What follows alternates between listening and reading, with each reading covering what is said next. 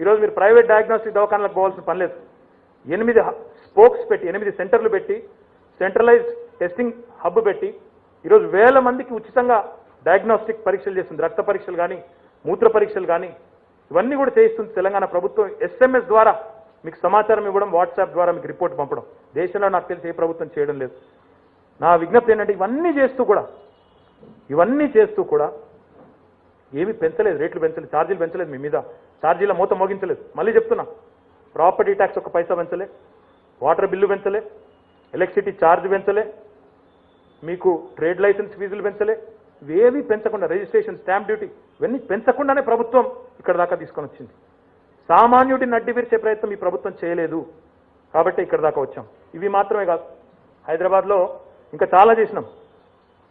Multipurpose function hall కట్టినాం, model మార్కెట్లు కట్టినాం, వైకుంఠ ధామాలు కట్టినాం, స్పోర్ట్స్ కాంప్లెక్స్లు కట్టినాం, బస్ షెల్టర్లు కట్టినాం ఆధునికమైనవి, పంచతత్వ లాంటి పార్క్స్ కట్టాం, డాగ్ పార్క్ లాంటి థీమ్ పార్కులు కట్టాం. మనుషులకే కాదు జంతువుల కోసం కూడా చేశాం పని. వాటితో పాటు మీరు ఇది హైదరాబాద్లో ఎక్కడ తిరిగినా 8,000 పబ్లిక్ టాయిలెట్స్ కట్టాం కొత్తగా. ఆఖరికి హైదరాబాద్కి వస్తే ఒక మహిళకి ఎక్కడ బహిర్భూమికి పోవాలంటే కూడా జాగాలేని పరిస్థితి. అలాంటిది మా ప్రభుత్వం వచ్చిన తర్వాత ఈరోజు ప్రత్యేకంగా సీ టాయిలెట్లు, మొబైల్ టాయిలెట్లు కూడా పెట్టాం. ఇంకా ఓపెన్ జిమ్లు, ఇంకా చెప్పాలంటే కొత్త లైబ్రరీలు చాలా ఉన్నాయి. ఇవన్నీ కూడా ఈ 5 ఏళ్లలోనే చేసింది కేసీఆర్ గారి ప్రభుత్వం. సంక్షేమం కానీ అభివృద్ధి కానీ ఇవన్నీ కూడా చేసుకున్నాం. ఎల్ఈడి లైట్లు, మేము రాకముందు ఎల్ఈడి లైట్లు కూడా లేవు హైదరాబాద్లో. 4,70,000 వీధి దీపాలను 6 నెలల్లో అమర్చింది ఈ ప్రభుత్వం జిహెచ్ఎంసీలో, ఓన్లీ ఇన్ జిహెచ్ఎంసీ. దానివల్ల జిహెచ్ఎంసీకి 35-40% విద్యుత్ ఖర్చు తగ్గింది. అంటే నగరం ప్రకాశవంతమైంది, ప్రజలకి మేలు జరిగింది, దాంతోపాటు జిహెచ్ఎంసీకి విద్యుత్ ఆదా అయింది. ఇంకా అన్నిటికన్నా ఒక్కొక్క మాట ముందుకే చెప్పాలంటే ఈ ప్రభుత్వం, కేసీఆర్ గారి ప్రభుత్వం ప్రజల కష్టంలోనే ఉంది, సుఖంలోనే ఉంది. దుఃఖంలోనూ ఉన్నాం, సుఖంలో ఉన్నాం. ప్రజలు కరోనాతో భయపడుతున్నప్పుడు కంటైన్మెంట్ జోన్లలోకి పోయింది మేము, వారికి ధైర్యం చెప్పింది మేము, ఇంటింటికి హోమ్ ఐసోలేషన్ కిట్లు ఇచ్చింది మేము. ప్రజలు హైదరాబాద్లో 100 ఏళ్లలో పడని అసాధారణ వర్షం పడితే లక్షల మంది ఇబ్బందులు పడుతుంటే 100 టీంలు వేసుకొని మోకాళ్ళలో నీళ్ళలో తిరిగింది మేము, ధైర్యం చెప్పింది మేము. ఈరోజు పెద్ద గొంతు వేసుకుని కొంతమంది అరుస్తూ ఉన్నారు, వాళ్ళు ఎవరు లేరు. కరోనా వచ్చినప్పుడు కంటైన్మెంట్ జోన్లో కనబడలేదు, కరోనా వచ్చినప్పుడు ప్రజలకు ధైర్యం చెప్పలేదు, వరదలు వచ్చినప్పుడు అడ్రస్ లేదు. రాజకీయ ఓట్ల వేటలో ఉన్నారు అన్నాడు, కానీ మేమున్నది ఇక్కడ నుంచి కదలకుండా పనిచేసినాం. ఏసీ రూమ్లో కూర్చొని డైలాగులు కొట్టలేదు, పనిచేసినాం. నా విజ్ఞప్తి ఏంటంటే హైదరాబాద్ ప్రజలందరికీ కూడా నా విజ్ఞప్తి, మిత్రులందరికీ కూడా నా విజ్ఞప్తి, కొంత పని చేసినాం, అంతా జరిగిపోయిందని నేను అనను, ఇంకా చేయాల్సింది చాలా ఉంది. SRDP మాదిరిగానే SNDP చేయాలి, స్ట్రాటజిక్ నాలా డెవలప్మెంట్ ప్రోగ్రామ్ చేయాలి. హైదరాబాద్లో దశాబ్దాలుగా నాలాల మీద, చెరువుల మీద ఆక్రమణలు ఏవైతే వచ్చినాయో వాటిని తొలగించాలి. తొలగించేదాకా ఈ ప్రభుత్వం ఊరుకోదు, తప్పకుండా కఠినంగా వ్యవహారం చేస్తాం. కొత్త GHMC యాక్ట్ చేస్తాం జనవరిలో కానీ ఫిబ్రవరిలో కానీ, గౌరవ ముఖ్యమంత్రి గారి ఆమోదంతో కొత్త GHMC యాక్ట్ చేస్తాం. అందులో కఠినంగా పెడతాం. ఎవరైనా చెరువుల మీద, నాలాల మీద కబ్జాలు చేస్తే నోటీసు లేకుండా కూలగొట్టే విధంగా ముందే జడ్జిల్ని, ముందే న్యాయ నిపుణుల్ని, న్యాయ కోవిదుల్ని సంప్రదించి చట్టంలో ఎట్లా పెడితే మంచిదో అట్లా తప్పకుండా పొందుపరుస్తాం. కఠినంగా కొత్త GHMC చట్టం కూడా తెస్తాం. ఇంకా పవర్ సప్లై ఇంకా మెరుగ్గా చేస్తాం. ఇప్పటికే బాగైంది, ఇంకా బాగా చేస్తాం. చాలా హైదరాబాద్లో చాలా కాలనీల్లో ఈ ల్యాండ్ రిలేటెడ్ ఇష్యూస్ ఉన్నాయి. ఎల్బీ నగర్లో కొన్ని ఇష్యూస్ ఉన్నాయి. అక్కడ ఎప్పుడో పాపం వాళ్ళు హుడా అమ్మిందని చెప్పి తెలియకుండా కొనుక్కున్నారు, తర్వాత రిజిస్ట్రేషన్ చేయకుండా ప్రాహిబిటెడ్ లిస్ట్లో పెట్టినారు. అట్లా చాలా కాలనీలు ఉన్నాయి హైదరాబాద్లో, లక్షల ప్రాపర్టీస్ ఉన్నాయి. ఆ సమస్య పరిష్కారం చేయగలిగేది టీఆర్ఎస్ ప్రభుత్వమే, చేసేది టీఆర్ఎస్ ప్రభుత్వమే. తప్పకుండా దాని మీద దృష్టి పెట్టి పేద ప్రజలకి, మధ్యతరగతి ప్రజలకి స్థిరాస్తి మీద యాజమాన్య హక్కు కల్పించే విధంగా, వారు ఏ రకమైన భూముల్లో ఉన్నా వారికి రుసుము తలగకుండా, ఇబ్బంది కాకుండా వాటికి యాజమాన్య హక్కు ఇచ్చే బాధ్యత కూడా మాది. ఆ పని చేయాల్సిన అవసరం ఉంది. దాంతోపాటు ఎలక్ట్రిక్ వెహికల్ పాలసీ తీసుకొచ్చాం. హైదరాబాద్లో ఉండే వాహన కాలుష్యాన్ని తగ్గిస్తాం. ఎలక్ట్రిక్ బస్సులు ప్రవేశపెట్టాలి, ఎలక్ట్రిక్ వాహనాలను ప్రోత్సహించాలి, ప్రజలను కూడా ఎంకరేజ్ చేయాలి. ఆ పని కూడా చేస్తాం. హైదరాబాద్ డీకంజెస్ట్ కావాలి అంటే మాటలతో కాదు, కేవలం స్లిప్ రోడ్స్తో, లింక్ రోడ్స్తో కాదు, ఇంటిగ్రేటెడ్ టౌన్షిప్ పాలసీ తీసుకొచ్చాం. ఈ ఇంటిగ్రేటెడ్ టౌన్షిప్ పాలసీ ద్వారా ఔటర్ రింగ్ రోడ్ చుట్టూ లివ్, వర్క్, లర్న్, ప్లే అనే మోడ్లో ప్రజలకి టౌన్షిప్స్ రావాలని ఆశయంతో ఉన్నాం. దాన్ని కూడా ప్రమోట్ చేస్తాం. హైదరాబాద్ డీకంజెస్ట్ చేస్తాం. మెట్రోని 2వ దశను ముందుకు తీసుకొని పోవాలి, అది ప్రభుత్వం చేస్తుంది. తప్పకుండా హైదరాబాద్ ప్రజల సహకారంతో అది కూడా చేస్తాం. మొదటి దశ పూర్తి చేసింది మేమే, రెండవ దశ పూర్తి చేయబోయేది మేమే, ఎయిర్పోర్ట్ కనెక్టివిటీ కూడా తీసుకొచ్చేది కూడా మేమే. దాంతోపాటు ఇంతకుముందు నేను చెప్పినట్టు గ్రిడ్ పాలసీ కానీ ఇంకా ఇతర పాలసీస్ కానీ వీటిని కూడా ఎఫెక్టివ్గా అమలు చేసేది కూడా మేమే. పొల్యూటింగ్ ఇండస్ట్రీస్ ఉన్నాయి హైదరాబాద్లో, వాటిని కూడా హైదరాబాద్ బయటికి తరలించాల్సింది కూడా మేమే. నేను ఇదంతా ఎందుకు చెప్తా ఉన్నా అంటే ప్రజలకు నేను ఒకటే విజ్ఞప్తి చేస్తా ఉన్నా. ఈ 5-5.5 ఏళ్లలో మీరు ఇచ్చిన అవకాశంతో, మీ ఆశీర్వాదంతో ఇందాక నేను చెప్పిన అన్ని పనులు చేసినాం, మీ కళ్ళ ముందున్నాయి. నేను చెప్పింది అబద్ధమైతే, నేను చెప్పింది తప్పైతే మమ్మల్ని శిక్షించండి. నేను చెప్పింది వాస్తవం అయితే, నేను చెప్పింది నిజమైతే మమ్మల్ని ఆశీర్వదించండి. నేను చెప్పిన దానిలో తప్పు ఉంటే డెఫినెట్గా మమ్మల్ని శిక్షించండి, అది కూడా నేను విజ్ఞప్తి చేస్తా ఉన్నాను. నేను చెప్పింది వాస్తవం అయితే మమ్మల్ని ఆశీర్వదించండి. తిరిగి ఇంతకుముందు నేను చెప్పిన పనులు ఇంకా చేయాల్సినవి ఉన్నాయి, అవన్నీ కంప్లీట్ చేయాలంటే మాకు మళ్ళీ అవకాశం ఇవ్వండి. నేను చివరిగా మాత్రం ఒక మాట మాత్రం చెప్పదలుచుకున్నాను. తెలంగాణలో కొంతమంది విద్వేషపు విత్తనాలు నాటే ప్రయత్నం చేస్తూ ఉన్నారు. ఇక్కడ మత సామరస్యాన్ని దెబ్బతీసే విధంగా ప్రయత్నం చేస్తూ ఉన్నారు. వారికి నేను ఒకటే చెప్తా ఉన్నా, తెలంగాణ ఆగమాగం అయిపోయే దశలో లేదు. తెలంగాణ ఒక కేపబుల్ లీడర్షిప్ నాయకుడి కేపబుల్ లీడర్షిప్ ఆధ్వర్యంలో ప్రగతి పథంలో ముందుకు పోతున్నది, దూసుకొని పోతున్నది హైదరాబాద్. దేశం మొత్తం మన వైపు చూస్తూ ఉంది. ఇలాంటి పరిస్థితుల్లో ఎవరైనా ఏదైనా మళ్ళీ హైదరాబాద్లో బాంబు పేలుళ్ళు, మత కల్లోలాలు అని పిచ్చి ప్రయత్నాలు చేస్తే ఇక్కడ చూస్తూ ఉండడానికి ప్రభుత్వం నిమిత్త మాత్రంగా ఉండదు. డెఫినెట్గా శాంతి భద్రతల విషయంలో మాత్రం ఎవరైనా సరే ఉక్కుపాదంతో అణిచివేసే బాధ్యత మాది. తప్పకుండా పనిచేస్తాం. Is my commitment to the people of Hyderabad. ఎట్టి పరిస్థితుల్లో హైదరాబాద్ బ్రాండ్ ఇమేజ్ని ఎవరు దెబ్బతీసే ప్రయత్నం చేసినా ఉక్కుపాదంతో అణిచివేస్తాం. అందులో ఎవరికి ఎలాంటి రెండో అభిప్రాయం కూడా అవసరం లేదు. ఇది ఎన్నికలతో ముడిపడ్డున్న అంశం కూడా కాదు, అయినా చెప్తా ఉన్నాం. We fought hard for this state. There is a passion, hunger in TRS that you will not see in any other party for the development of Telangana. అలాంటి ఈ తెలంగాణను, దానికి ఎకనామిక్ ఇంజన్గా ఉన్న హైదరాబాద్ని ఎవరైనా నష్టం చేసే ప్రయత్నం చేస్తే ఈ ప్రభుత్వం చూస్తూ ఊరుకోదు. మళ్ళీ చెప్తా ఉన్నా, ఉక్కుపాదంతో అణిచివేయడం జరుగుతుంది. నేను ప్రజలకు ఒకటే విజ్ఞప్తి చేస్తా ఉన్నా, ప్రశాంతంగా ఉంది హైదరాబాద్, 6 ఏళ్లుగా లొల్లులు లేవు. మరి ఇట్లాంటి హైదరాబాద్లో కొంతమంది చిల్లర మల్లర ప్రయత్నాలు చేస్తూ ఉన్నారు. మిమ్మల్ని ఒకటే విజ్ఞప్తి చేస్తా ఉన్నా, ఒకటే ఆలోచించమని అడుగుతా ఉన్నా. విఘ్నతతో ఆలోచించండి, వివేకంతో వ్యవహరించండి. అభివృద్ధి కావాలా, అరాచకం కావాలా ఆలోచించండి. ఏం జరుగుతుంది, ఎవరికి ఓటు వేస్తే ఆలోచించండి. విద్వేషము, విషంతో నిండిన హైదరాబాద్ కావాలా, లేదా విశ్వాసంతో, విఘ్నతతో ఆలోచించే హైదరాబాద్ కావాలా? మన హైదరాబాద్ అని కొందరు అంటున్నారు, దాన్ని కొందరి హైదరాబాద్గా మార్చే ప్రయత్నం చేస్తున్నారు. కొందరి హైదరాబాద్గా ఉండాలా, అందరి హైదరాబాద్ కావాలా ఆలోచించండి. డివైజివ్ పాలిటిక్స్ కావాలా, డిసైసివ్ పాలసీస్ కావాలా, విఘ్నతతో ఆలోచించండి. లాస్ట్కి చెప్పాలంటే, మా ప్రధానమంత్రి గారు ఈ మధ్యన అంటున్నారు వోకల్ ఫర్ లోకల్ అంటున్నారు. నేను కూడా అదే అంటున్నాను, వోకల్ ఫర్ లోకల్. మేము గల్లీ పార్టీ, వాళ్ళు ఢిల్లీ పార్టీ. మరి గల్లీ పార్టీ హైదరాబాద్ నిలాలనా, ఢిల్లీ పార్టీ హైదరాబాద్ నిలాలనా? సిల్లి రాజకీయాలు ఉండాలా ఆలోచించండి. విఘ్నతతో వ్యవహరించండి. పని చేసిన ప్రభుత్వాన్ని, పని చేస్తున్న ప్రభుత్వాన్ని ఆశీర్వదించండి అని కోరుతూ, నాకు ఇచ్చిన సమయం దాటిపోయినట్టుంది. దానికి కూడా రవికాంత్ రెడ్డి గారిని, మా స్పీకర్ గారు అయితే మైక్ కట్ చేస్తుండే, నువ్వైతే కట్ చేస్తలేవు. Thank you.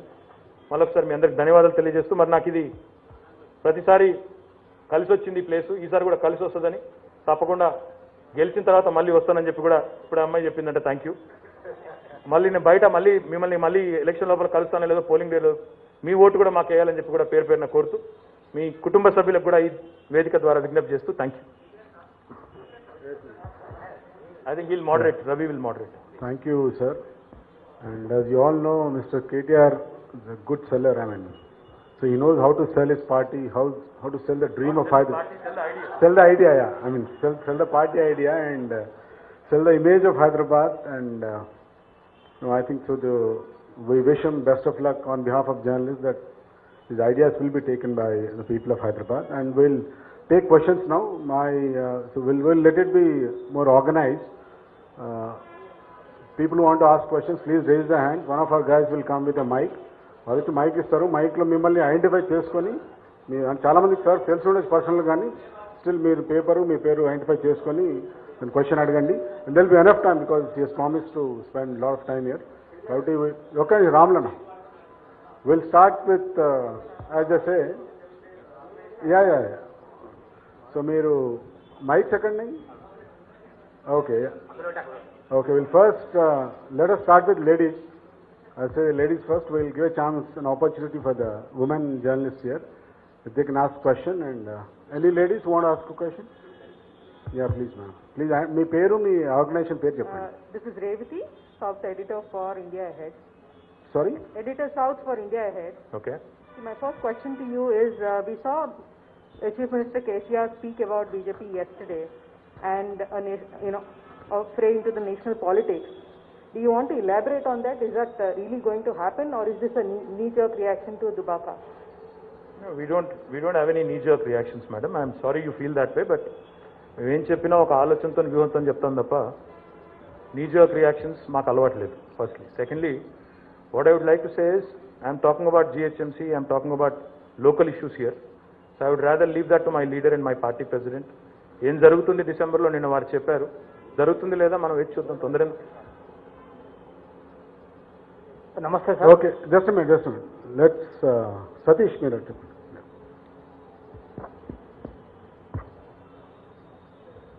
సార్ నా పేరు సతీష్, నమస్తే తెలంగాణ.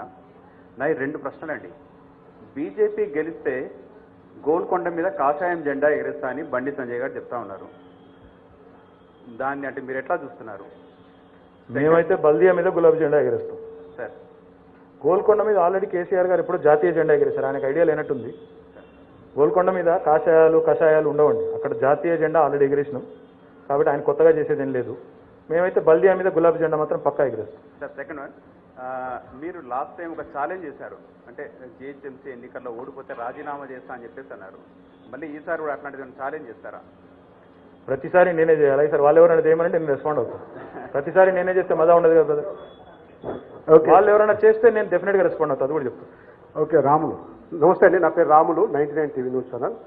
అంటే గత అసెంబ్లీ ఎన్నికల్లో 100కు పైగా స్థానాల్లో డిపాజిట్ రాని బీజేపీ ఈరోజు గ్రేటర్ పై కాషాయపు జెండా ఎగరేస్తూ ఉంటుంది. దాన్ని ప్రజలు విశ్వసిస్తారా? మీరు ఎందుకు పదే అసలు ఆ పరిస్థితి లేని బీజేపీ గురించి టీఆర్ఎస్ ఎందుకు పదే బీజేపీని ఇరకాటంలో పెడుతుంది? మేము ఎక్కడ ఇరకాటంలో పెట్టినాం బ్రదర్.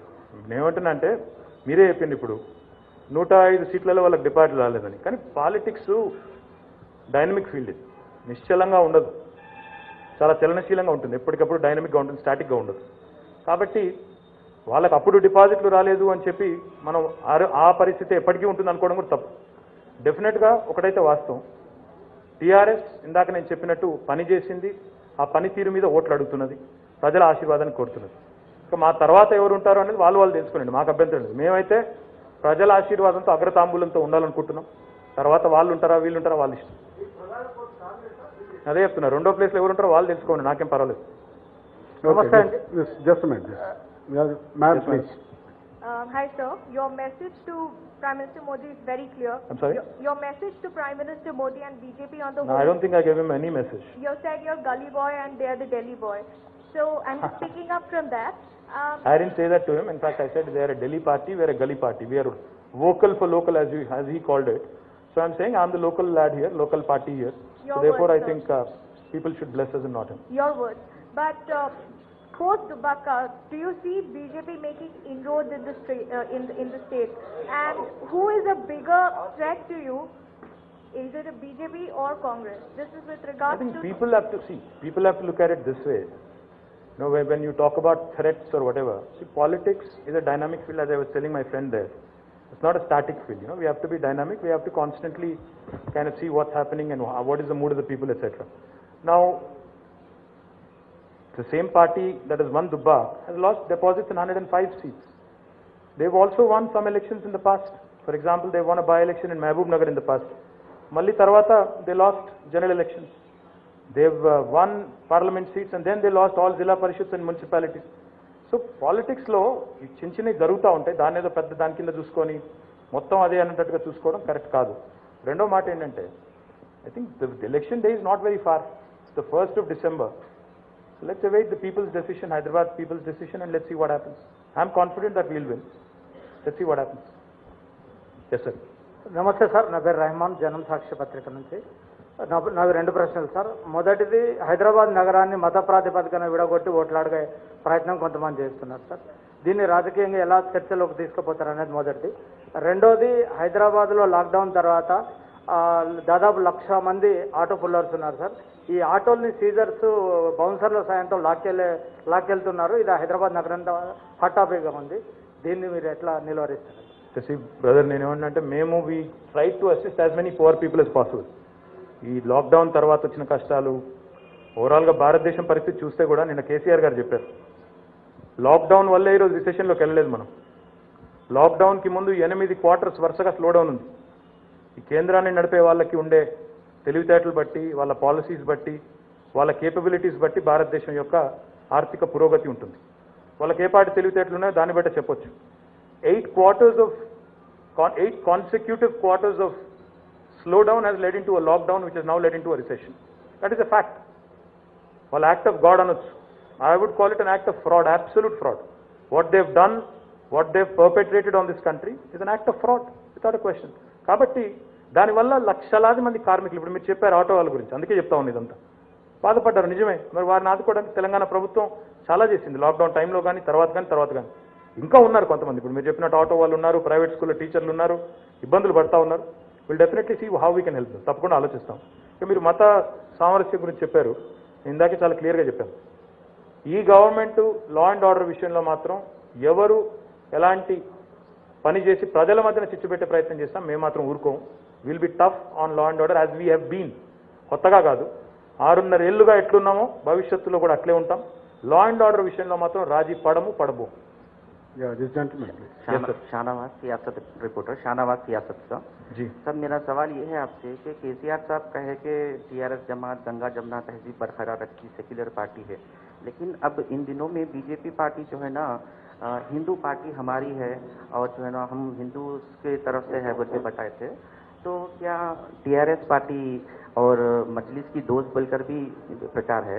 हमारी दोस्ती किसी के साथ नहीं है. पहली बात मैं आपको साफ साफ कहना चाहता हूँ शाहनवाज साहब, हम 150 सीट में लड़ेंगे और मैं ये तो जरूर मानूंगा. और इस बार, पिछली बार जो है बल्दिया में हमने 5 सीट जीता था ओल्ड सिटी से. मैं इस बार पक्का दावे के साथ कह सकता हूँ 10 से 12 सीट जीतेंगे और वहाँ हराएंगे मजलिस को. मैं ये भी बोल रहा हूँ, हमारी कोई किसी के साथ ऐसी दोस्ती नहीं है. లాస్ట్ టైం తెలుగులో అర్థం కావాలని చెప్తా ఉన్నా మిత్రులకి, ఇంకా కొంతమంది ఇంటున్న వేరే మిత్రులకు కూడా చెప్పాలి. లాస్ట్ టైం మేము ఓల్డ్ సిటీలో 5 సీట్లు గెలిచినాం, 5 డివిజన్లు గెలిచినాం. మేము గెలిచిన 99, 5 ఉన్నాయి. ఐఎస్ సదన్ ఉంది, మూసారంబాగ్ ఉంది, జియాగూడ ఉంది, గుడి మల్కాపూర్ ఉంది, ఇంకేదో ఉంది మర్చిపోయాను. ఆ 5తో పాటు ఇంకో 5 గెలుస్తాం. ఆ 5 చోట్ల కూడా ఎంఐఎంని ఓడగొడతాం. మేము జాంబాగ్ లాస్ట్ టైం 5 ఓట్లతో పోయింది మాది, అక్కడ ఎంఐఎం గెలిచింది. ఈసారి ఖచ్చితంగా గెలుస్తాం. అంటే నేనేమంటున్నా అంటే, వాళ్ళు ఏమైనా మా పాలసీ సపోర్ట్ చేస్తే చేస్తారు కావచ్చు, గవర్నమెంట్ పాలసీ నచ్చితే చేస్తారు. ఇప్పుడు మేము కూడా అప్పుడప్పుడు బీజేపీ గవర్నమెంట్ ఢిల్లీలో ఉన్నప్పుడు మంచి పాలసీ ఉంటే సపోర్ట్ చేసినాం, జీఎస్టీ అంటే చేసినాం. కాబట్టి దాన్ని ఫ్రెండ్షిప్ అనుకొని దాన్ని ఎవరో విపరీతార్థాలు చేసి, ఇంకొక ఆయన అంటాడు మజ్లిస్కు మేయర్ ఇస్తాడు. ఎందుకు ఇస్తే మాకు ఏమైనా పిచ్చిలేసిందా? మేము 99 సీట్లు గెలిచి బ్రహ్మాండంగా మేము మేయర్ స్థానంలో మేమున్నాము. 100 సీట్లు ఉన్న వాళ్ళు మేయర్ అవుతారు. కానీ పక్కాగా చెప్తా ఉన్నాం మళ్ళొకసారి ఈ వేదిక ద్వారా, మళ్ళీ డిసెంబర్ 4 నాడు కూడా టీఆర్ఎస్ పార్టీకి సంబంధించిన ఒక మహిళా అభ్యర్థి మేయర్ అవుతారు, బల్దియా పీఠం మీద కూర్చుంటారు. మజ్లిస్తో లేదు, ఎవరితో మాకు పొత్తు లేదు, ఒంటరిగానే పోతున్నాం. 150 సీట్లు పోటీ చేస్తాం, తప్పకుండా ఆ విషయంలో ముందుకు పోతాం. రెండోది, మీరు అడిగింది వాళ్ళు హిందూ ఏదో అన్నారు, హిందూ పార్టీయా ఏదో, వాళ్ళు మా హిందూ పార్టీ అని చెప్పి. నేనేమంటున్నా అంటే, నాకు తెలిసినంత వరకు నాకున్న కనీస పరిజ్ఞానంతో భారతదేశ రాజ్యాంగం చెప్తున్నది భారతదేశం సెక్యులర్ స్టేట్ అని చెప్తున్నది. We believe in Indian constitution, we have utmost respect for Indian constitution. So I will not respond to silly people making silly comments, but I would say one thing for sure. This is a secular country. India is a secular country. ఆ constitution మీద ప్రమాణం చేసి నేను మంత్రి అయ్యాను, ఆ మాటలైన ఆయన కూడా ఎంపీ అయ్యాడు. కాబట్టి అది గుర్తుపెట్టుకుంటే మంచిది. కాన్స్టిట్యూషన్ ని తుంగలో దొక్కడం ఎవరికి మంచిది కాదు. Sir, Rishika here from the Print, sir. Sir, I just want to ask you, since we are talking about the local issues here, there's enough criticism for the ruling party at this point of time after the flash floods and now about the flood relief victims. I'm sure you've seen a lot of videos on the social media. There's allegations of mismanagement. How would you like to respond to that? I also have a follow-up question to this. Why do you call it mismanagement? There are allegations of mismanagement is what I say. Allegations can fly thick and fast. Anybody can say anything. Unfortunately, that's the beauty of democracy. But the point is, floods వచ్చాయి వాస్తవం. ఇంతకుముందే చెప్పాను 100 ఏళ్లలో పడని వర్షం పడింది హైదరాబాద్లో. 104 సంవత్సరాల తర్వాత 1916లో పడ్డ వర్షం తర్వాత 1400 మిల్లీమీటర్ల వర్షం అప్పుడు పడితే మళ్ళీ ఇప్పుడు పడింది అంత వర్షం. 100 ఏళ్ళకి ఒకసారి వచ్చే ఉత్పాతాని కోసం ఎవరు రెడీ కారు, మనకు చెప్పి రాదు వర్షం. So you can be prepared for once in a 100 years kind of an event. That's the first part. Secondly, have there not been encroachments on nalas, lakes? డెఫినెట్గా ఉన్నాయి, నేను కాదంటలేదు. కాంగ్రెస్ గవర్నమెంట్ ఉన్నప్పుడే కిర్లోస్కర్ కమిటీ నోట్ వేసినారు. Kirloskar committee report ఇచ్చి Congress government ఉన్నప్పుడే report కూడా ఇచ్చారు. ఏమన్నారు అప్పుడు?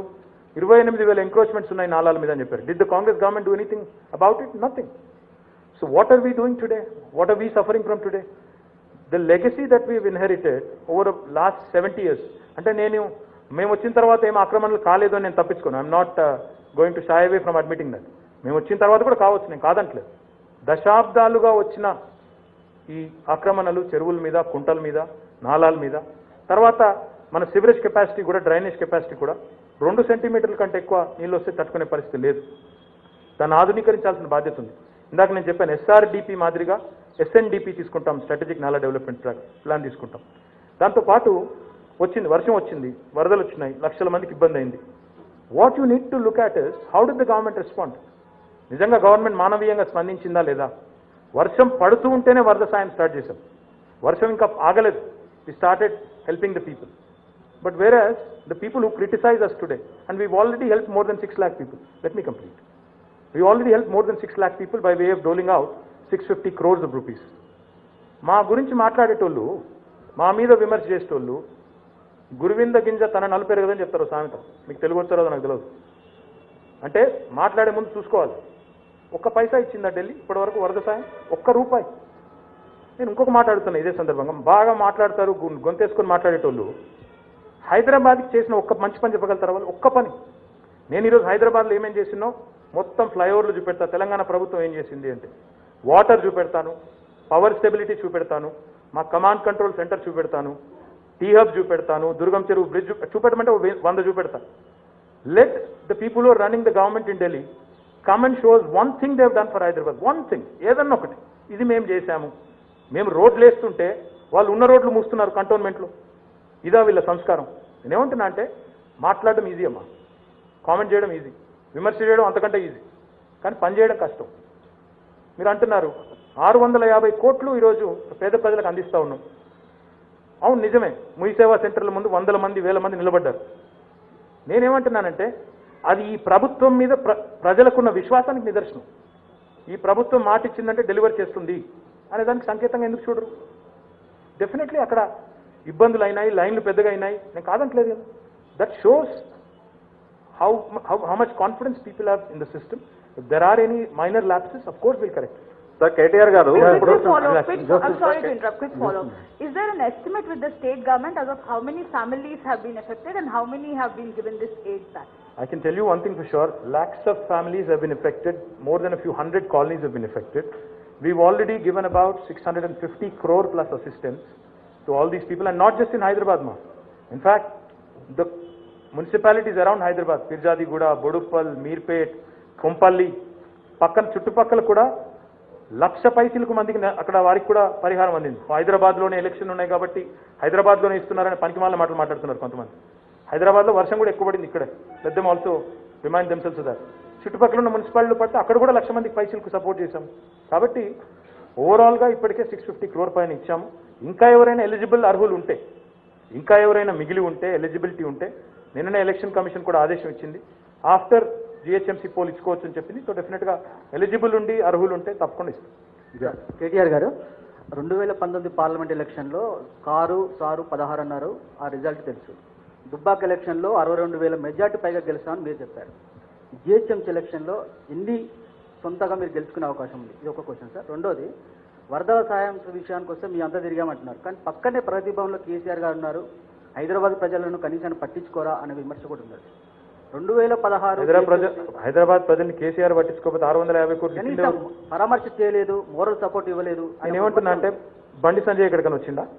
నువ్వు చూసావు ఎక్కడ వరద ప్రాంతాల్లో బండి సంజయ్? ఆయనకి ఏం పని ఉంది? నాకు అర్థం కాదు. కేసీఆర్ అంటే ముఖ్యమంత్రి, ఆయనకు చాలా పనులు ఉంటాయి.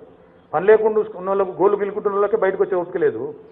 ఈరోజు మీరు చూడండి, ఉత్తమ్ కుమార్ రెడ్డి ఎక్కడ కనబడ్డాడు? నీకు వరదలలో మోకాల్లో నీళ్ళ మేము తిరిగినాం కదా మంత్రులం 10 రోజుల నుంచి.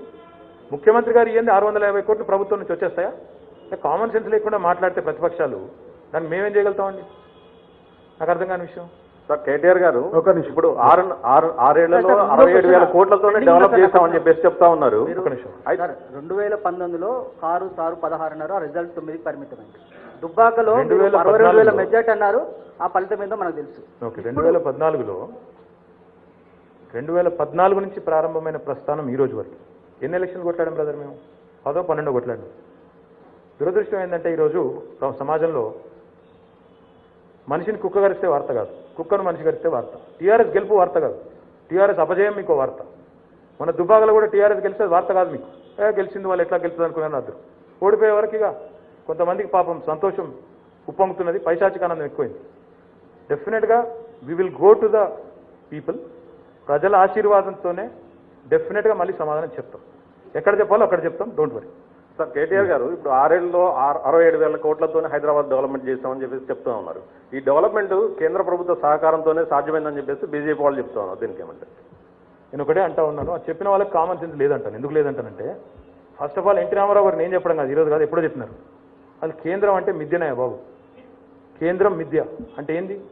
ఇప్పుడు నీకు స్ట్రైట్గా ఒకటి అడుగుతాను ప్రకాష్. నేను ఈరోజు చెప్తా ఉన్నాను, అధికారికంగా లెక్కలతో సహా నీ ముందు పెడతాను. 6 ఏళ్లుగా తెలంగాణ ప్రజలు పన్నుల రూపంలో కేంద్రానికి ఇచ్చింది 2,72,000 కోట్ల రూపాయలు. కేంద్రం నుండి మనకు ఫైనాన్స్ కమిషన్ డెవల్యూషన్ ద్వారా, డెవల్యూషన్ అంటే మనకేదో దానం చేసింది కాదు, ఒక రాష్ట్రానికి చట్టబద్ధంగా రాజ్యాంగబద్ధంగా ఉండే హక్కు. అది ఎవరున్నా మోడీ ఉన్నా గీడి ఉన్నా ఇవ్వాలి, ఎవరికి అదేం ఎగ్జామ్షన్ ఉండదు. మనకు వచ్చింది కేవలం 1,40,000 కోట్లు. అంటే ఏంది నేను చెప్పేది? రూపాయి తీసుకొని ఆటాని వెనకకిచ్చి దానికి మళ్ళీ పోజు. సొమ్ము ఒకటిది సోకూడదని విన్నావా? సొమ్ము తెలంగాణది, సోకు ఢిల్లీది. ఇచ్చింది ఎక్కడ? వాళ్ళు తీసుకుంటే తప్ప ఇచ్చింది ఎక్కడుంది? మాట్లాడడానికి సిగ్గుండాలా? నేను అడుగుతా ఉన్నా. ఈరోజు మీరు చెప్తా ఉన్నారు కదా, ఇప్పుడు అమ్మాయి అడిగింది వరదల గురించి, ₹1 సాయం చేసిండ్రా? పక్కన కర్ణాటకకేమో ముఖ్యమంత్రి రాసిన ఉత్తరం రాసిన 4వ రోజు 600 కోట్లు ఇస్తారు. తెలంగాణ ముఖ్యమంత్రి రాసి ఉత్తరం రాసేపటికి 6 వారాలు అయింది. ఎందుకు ఉలుకులేదు పలుకులేదు? వీళ్ళ మాట్లాడేది ఎక్కడుంది? నేనేమన్నా రూపాయి ఇక్కడి నుంచి పోతుంటే ఆటాన కూడా వస్తలేదు వెనుకకు. లెక్క చూసుకోండి. 2,72,000 కోట్ల రూపాయలు తెలంగాణ ప్రజలు పన్నుల రూపంలో కట్టినారు. మీకు కావాలంటే వివర సహితంగా ఆధార సహితంగా నేను ఇస్తాను. తెలంగాణకు ఈ 6 ఏళ్లలో కేంద్రం నుంచి వచ్చింది డెవల్యూషన్ ద్వారా చట్టబద్ధంగా రాజ్యాంగబద్ధంగా 1,40,000 కోట్లు. రూపాయి కడితే ఆటానే ఇంకొకొస్తే దాన్ని ఇచ్చుడని నువ్వు అంటావా? నువ్వు అనకపోయినా అనటోనకన్నా సిగ్గుండాలనా? ప్రజలు కూడా ఆలోచించాలి, ఇది ఎంతవరకు వాస్తవం, ఏది వాస్తవం, ఏం మాట్లాడుతున్నారు. ఏదైనా మనకు రాజ్యాంగబద్ధంగా రావాల్సిన దానికంటే అదనంగా ఇస్తే, సెంట్రల్ షేర్లోంచి అదనంగా ఇస్తే అది ఇచ్చినట్లు లెక్క. నేను మళ్ళీ అడుగుతాను, ఇందాక అమ్మాయిని అడిగా మళ్ళీ నేను కూడా అడుగుతాను. హైదరాబాద్లో నువ్వేం చేసినావు 5 ఏళ్లలో జీహెచ్ఎంసీ నీకు ఇచ్చిన తర్వాత అంటే, నేను 100 పనులు చూపెడతాను, 100 బిల్డింగులు చూపెడతా, రోడ్లు చూపెడతా, టాయిలెట్స్ చూపెడతా, మార్కెట్లు చూపెడతా, స్పోర్ట్స్ కాంప్లెక్స్ చూపెడతా. ఒక్క పని చూపెట్టమని కేంద్ర ప్రభుత్వం మేము పని చేసినాం హైదరాబాద్లో, ఒక్కటి ఏదన్నా ఒకటి చూపెడతావా? కిషన్ రెడ్డి గారు చూపెడతారా, లేకపోతే ఇంకెవరైనా మంత్రి గారు పెద్ద పెద్దలు వచ్చి చూపెడతారు? ఒక్కటి చూపెట్టమనండి, ఏదన్నా ఒక్క పని. ఫలానా పని హైదరాబాద్ కోసం. వాళ్ళు కూడా ఢిల్లీలో ఉన్నారు కదా, గవర్నమెంట్ నడుతున్నారు కదా, మరి హైదరాబాద్ కూడా తెలంగాణ కూడా భారతదేశంలో అంతర్భాగం కదా. ఒక్క పని ఏదన్నా. దన్ నథింగ్. వరదల్లో హైదరాబాద్ ఇబ్బంది పడుతుంటే ₹1 ఇయ్యనోడికి హైదరాబాద్ లోటేస్తారా? ఎవరన్నా ఆలోచన ఉన్న వాళ్ళు కేంద్రంలో ఉండి, కర్ణాటకకైతే 4 రోజుల పైసలు, గుజరాత్కి అయితే వరద రాకముందే పైసలు, వరదలాగా పైసలు, హైదరాబాద్కి మాత్రం రావు. నేను ఇంకోటి అడుగుతా ఉన్నా, ఈరోజు మీరు ఆలోచించండి. ఒకవైపేమో ఇట్లా మాట్లాడతారు, ఇంకోవైపేమో మాట్లాడితే హిందూ ముస్లిం వాళ్ళకి తెలిసిన విద్య కదా ఒకటే. MIM TRS, India Pakistan. Local ఎలక్షన్ల, హైదరాబాద్ ఎలక్షన్లో ఏం చేస్తావో చెప్పు. నువ్వు 1,00,000 కోట్లు ప్రకటిస్తావా? చెప్పు. 1,00,000 కోట్లు ప్రకటిస్తాం హైదరాబాద్ కానీ చెప్పు. నీ కేంద్ర ప్రభుత్వంలో ఉన్నావు కదా, అది చెప్పరు. ఓన్లీ హిందూ ముస్లిం, India Pakistan, Akbar, bin Laden, ఇంకేదో కొత్త పెట్టింది కదా ఈ మధ్యన. ఈ పిచ్చి మాటలు తప్ప ఒక్క మాట ఏదైనా పనికొచ్చే మాట, హైదరాబాద్ ప్రజలకు పనికొచ్చే ఒక్క మాట చెప్తుండ్రా? అట్లాంటి వాళ్ళు కోటేయాలన్నా ఏం మొక్కం పెట్టుకుని అడుగుతారు ఓట్లు? చేసిన 6 ఏళ్లలో చేసిన ఒక్క పని చెప్పమనండి. అది ఛాలెంజ్. విరాట్ గారు. సార్, రాష్ట్రంలో కాంగ్రెస్ పార్టీని మీరు బలహీనపరచడం ద్వారానే భారతీయ జనతా పార్టీకి బలాన్ని చేకూరుస్తున్నట్లు చర్చ జరుగుతుంది. దానిపై మీరు ఎలా స్పందిస్తారు? ఒకటి. రెండవది, ఈ ప్రభుత్వ పథకాలపై కావచ్చు, ప్రాజెక్టుల నిర్మాణం మీద కావచ్చు, వేలాది కేసులు, కోర్టు నిండా కేసులు పడ్డా వాటిని చాలా సమర్థవంతంగా ఎదుర్కొన్నటువంటి ప్రభుత్వం ఒకే ఒక్కొక్క ఇళ్ల కేసును ఎందుకు అధ్యయలేకపోతుంది?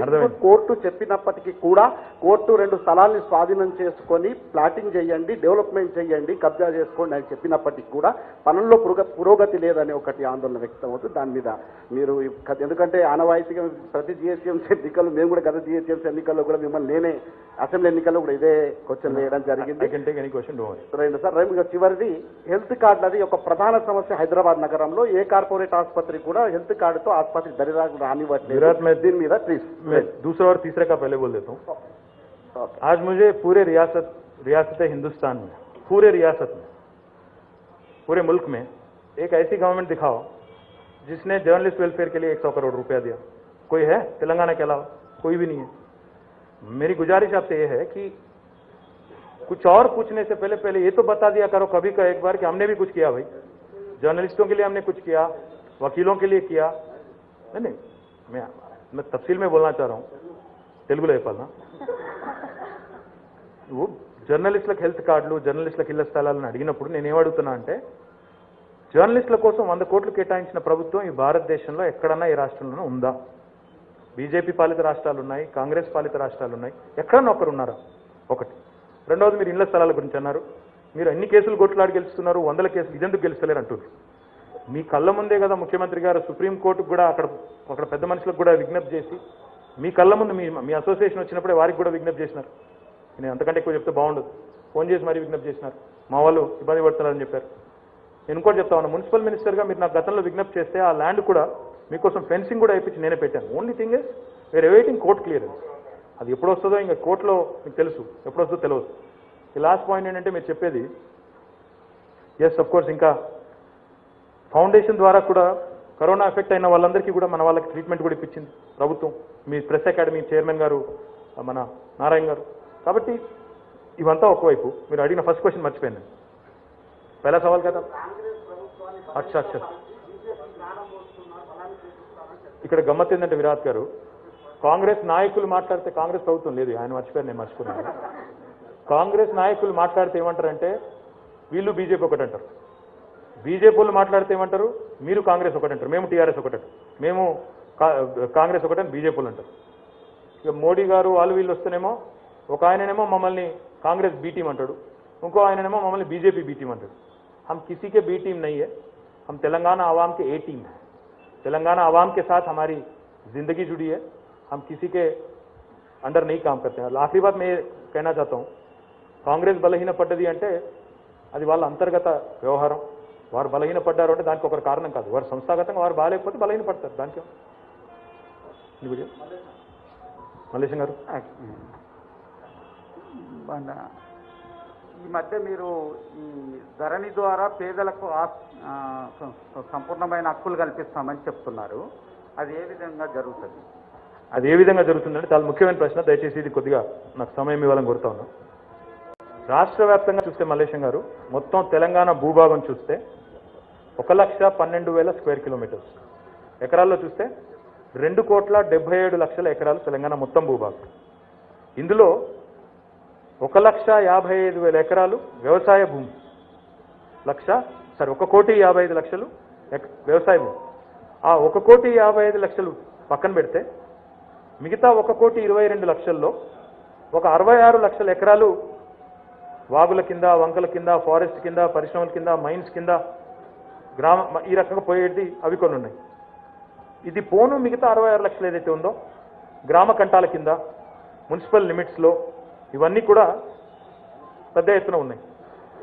ఇందులో ఇప్పుడు మా ఆలోచన ఏంటంటే, ఎట్లా అయితే వ్యవసాయ భూముల్ని మనం వారి సమాచారాన్ని నిక్షిప్తం చేసి ధరణిలో ముందుకు పోతున్నామో, అదే పద్ధతుల్లో పట్టణాల్లో, గ్రామాల్లో ఉండే పేద ప్రజల యొక్క ఆస్తులను కూడా రికార్డు చేయించడం ద్వారా. ఇది ఎందుకు ముఖ్యం అంటే, కేసీఆర్ గారు ఇదివరకు చెప్పారు, వ్యవసాయ భూమి అయితే ఒక ఆకుపచ్చ పాస్బుక్, అదే మీరు పట్టణ ప్రాంతాల్లో నాన్ అగ్రికల్చర్ ప్రాపర్టీ ఉంటే మెరూన్ కలర్ పాస్బుక్ ఇస్తామని చెప్పారు. ఇది ఎందుకు ఇంపార్టెంట్ అంటే, that will unlock the value of that land. ఇప్పుడు మన ఈ మధ్యన ప్రధానమంత్రి గారు ఒక ప్రోగ్రాం ప్రారంభించారు. పిఎం స్వమిత్రానో స్వామిత అనేది ఉన్నది. మొత్తం దేశంలో 1,00,000 ఎకరాల 1,00,000 కుటుంబాలకు దీనివల్ల లాభం అవుతుంది. మీ ప్రాపర్టీ అన్లాక్ అవుతుంది, దాంతో మీకు లోన్లు వస్తాయని చెప్పారు. మొత్తం దేశంలో 1,00,000 కుటుంబాలకు చేస్తున్నాడు. మేమేమో ఒక్క తెలంగాణలో ఒక చిన్న రాష్ట్రంలో ఈరోజు 1 కోటి కుటుంబాలకు దీనివల్ల లాభం జరుగుతుంది. 1 కోటి.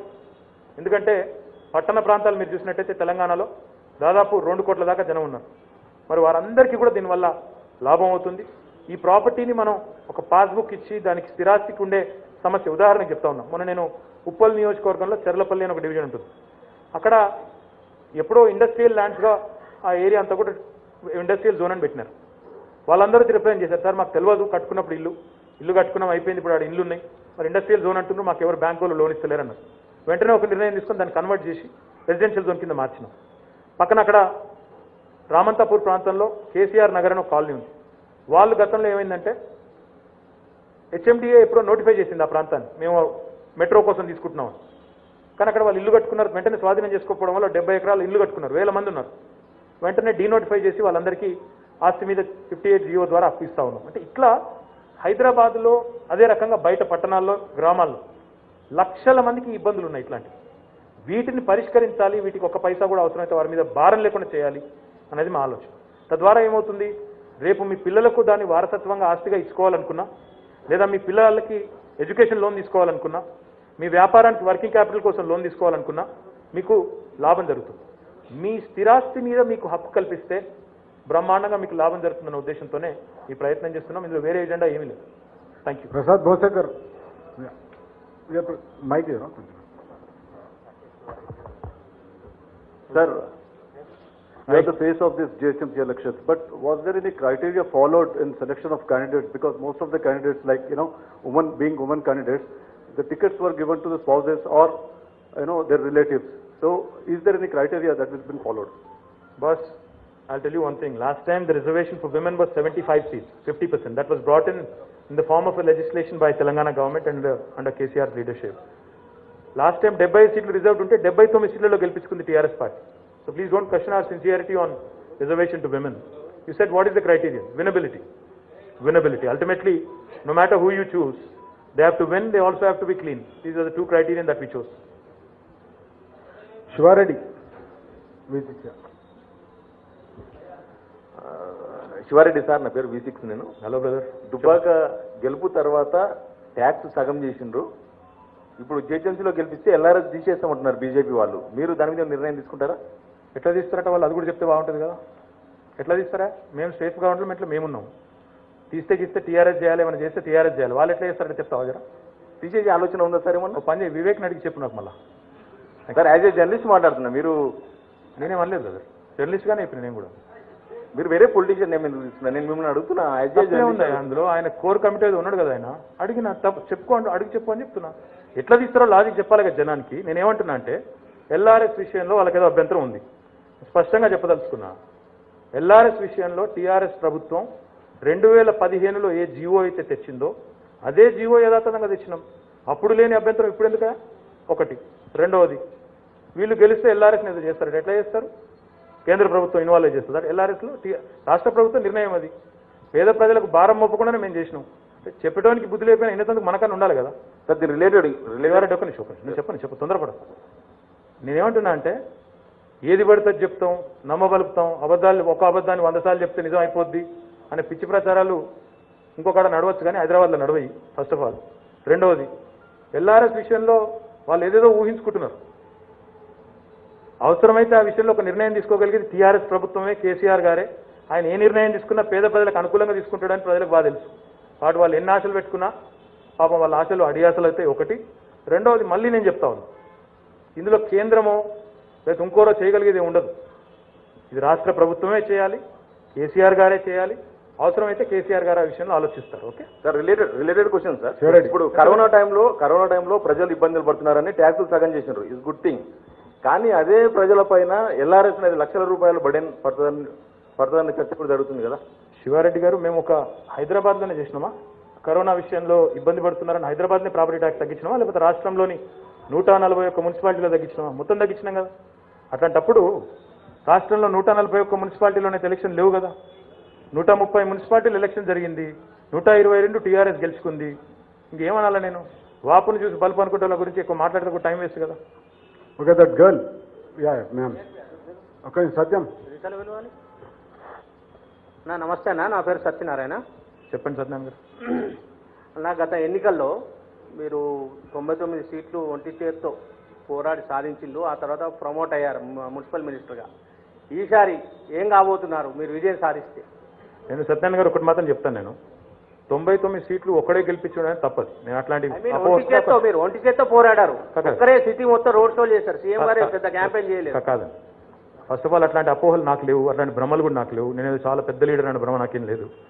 మా వాళ్ళందరూ డివిజన్కి వచ్చి కష్టపడితే పాపం ప్రజలు ఆశీర్వదిస్తే గెలిచాం తప్ప నేనేదో గెలిపించినా పోకడ నాకు లేదు. నెంబర్ 1. రెండవది, ఇదివరకు కూడా చెప్పాను, మళ్ళీ కూడా చెప్తున్నాను, we have a very able leader in the form of KCR గారు. ఆయన నాయకత్వంలో బ్రహ్మాండంగా తెలంగాణ ముందుకు దూసుకొని పోతుందని ఇప్పటిదాకా నేను సోదాహరణంగా చెప్పిన. కాబట్టి ఇప్పుడున్న నాకున్న పొజిషన్ చాలా సంతృప్తిగా బ్రహ్మాండంగా ఆయన ఇచ్చిన అవకాశమే చాలా పెద్దది. కాబట్టి ఇంతకంటే నాకు ఏం వద్దు, హ్యాపీగా ఉన్నా, హ్యాపీగా ఉండండి, నువ్వు కూడా హ్యాపీగా ఉన్నా.